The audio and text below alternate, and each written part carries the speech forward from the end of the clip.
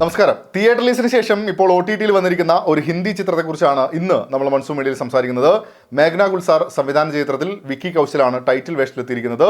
Sam Bahadur ZEE5-ലാണ് ചിത്രം ഇപ്പോൾ stream ചെയ്യുന്നത്. തിയേറ്റർ റിലീസായ സമയത്ത് കേരളത്തിൽ വളരെ കുറച്ച് സെൻറ്ററുകളിൽ മാത്രമേ റിലീസ് ഉണ്ടായിരുന്നുള്ളൂ. ആ സമയത്ത് തിയേറ്റർ കാഴ്ച മിസ്സായി പോയതാണ്. അപ്പോൾ ഇന്ന് സാം ബഹദൂർ എന്ന സിനിമയെക്കുറിച്ച്. ഫീൽഡ് മാർഷൽ സാം മനേക്ഷയുടെ ജീവിതമാണ് ഈ ചിത്രം പറയുന്നത്.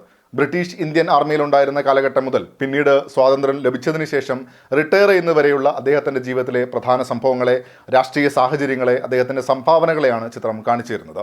സംഭവബഹുലമായ ഒരു ജീവിതത്തെ ഇൻറ്റൻസ് ആയി തന്നെ സ്ക്രീനിൽ കാണുകയും ചെയ്യാം. അത് കാണേണ്ടുന്ന ഒരു കാഴ്ച തന്നെയാണ്. വിക്കി കൗശലാണ് സാം മനേക്ഷയുടെ വേഷത്തിലെത്തുന്നത്. നമ്മൾ ഗൂഗിളിൽ നോക്കിയാൽ യഥാർത്ഥ സാം മനേക്ഷയുടെ ചിത്രം നമുക്ക് കാണാൻ സാധിക്കും.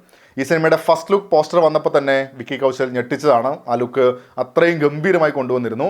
സിനിമ കാണുന്ന സമയത്ത് ആ കഥാപാത്രത്തെ വിക്കി കൗശൽ സ്ക്രീനിൽ കൊണ്ടുവന്നിരിക്കുന്നത് എന്നെ സംബന്ധിച്ചിടത്തോളം ഒരു അത്ഭുതം തന്നെയാണ്. ഗംഭീരം എന്ന് പറഞ്ഞാൽ ചുരുങ്ങിപ്പോകുമോ എന്നാണ് സംശയം. നടത്തം, നോട്ടം, ഡയലോഗ് ഡെലിവറി, അങ്ങനെ ഇതുവരെ കാണാത്തൊരു വിക്കി കൗശൽ. ഈ സിനിമയുടെ നട്ടെല്ല് എന്ന് ഉറപ്പ് പറയാവുന്ന പ്രകടനം, പട്ടാളക്കാരെ അഭിസംബോധന ചെയ്യുന്ന സമയത്ത് ഇന്ദിരാഗാന്ധിയുമായിട്ടുള്ള സംഭാഷണങ്ങൾ, അങ്ങനെ സിനിമ കണ്ടു കഴിഞ്ഞാലും മനസ്സിൽ നിറഞ്ഞു നിൽക്കുന്ന ഒട്ടനവധി നിമിഷങ്ങൾ വിക്കി കൗശൽ പ്രകടനത്തിലൂടെ സമ്മാനിക്കുന്നുണ്ട്. അയാം ഓക്കെ എന്ന പറച്ചിലൊക്കെ അത്രത്തോളം സ്ട്രോങ് ആയ ഒരു ശബ്ദം കൂടിയായി മാറുന്നുണ്ട്. മനേക്ഷയുടെ ഭാര്യ കഥാപാത്രമായിരുന്നത് സന്യ മൽഹോത്രയാണ്. നല്ല പ്രകടനമായിരുന്നു. ഇവരുടെ ഒരു കോമ്പിനേഷൻ ചിത്രത്തിൽ നല്ല രീതിയിൽ വർക്കായിട്ടുമുണ്ട്.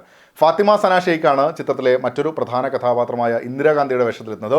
നല്ല പ്രകടനമായിട്ടാണ് അനുഭവപ്പെട്ടത്. പ്രത്യേകിച്ച് മനേക്ഷയുമായുള്ള കോമ്പിനേഷൻ സീനുകളൊക്കെ ചിത്രത്തിലെ ബെസ്റ്റ് മൊമെൻറ്റ്സ് ആണ്. മറ്റ് പ്രധാന വേഷങ്ങളിൽ എത്തിയവരും അവർ റോളുകളോട് നീതി പുലർത്തിയിട്ടുണ്ട്. നല്ല പ്രകടനമായിട്ട് തന്നെയാണ് തോന്നിയത്. ടെക്നിക്കൽ സൈഡിലും മികച്ച വർക്കായിട്ട് തന്നെയാണ് അനുഭവപ്പെട്ടത്. ഒറിജിനൽ ഫുട്ടേജും ചിത്രത്തിൽ ഇടയ്ക്ക് ഉപയോഗിച്ചിട്ടുണ്ട്.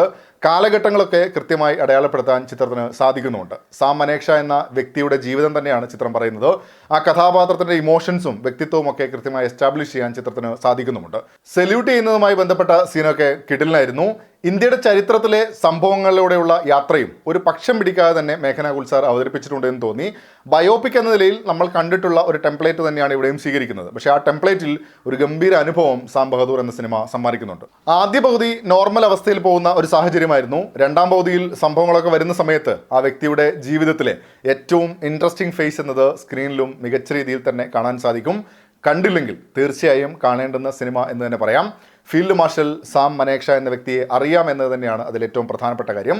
നിങ്ങളും സിനിമ കണ്ടിട്ടുണ്ടെങ്കിൽ അഭിപ്രായങ്ങൾ കമൻറ്റ് ബോക്സിൽ പങ്കുവെക്കുന്നുവരുന്നു. ZEE5-ൽ ഇപ്പോൾ ചിത്രം സ്ട്രീം ചെയ്യുന്നുണ്ട്. അപ്പോൾ മറ്റൊരു സിനിമയുടെ വിശേഷങ്ങളുമായി വീണ്ടും കാണാം. അതുവരേക്കും ടേക്ക് കെയർ. ബൈ.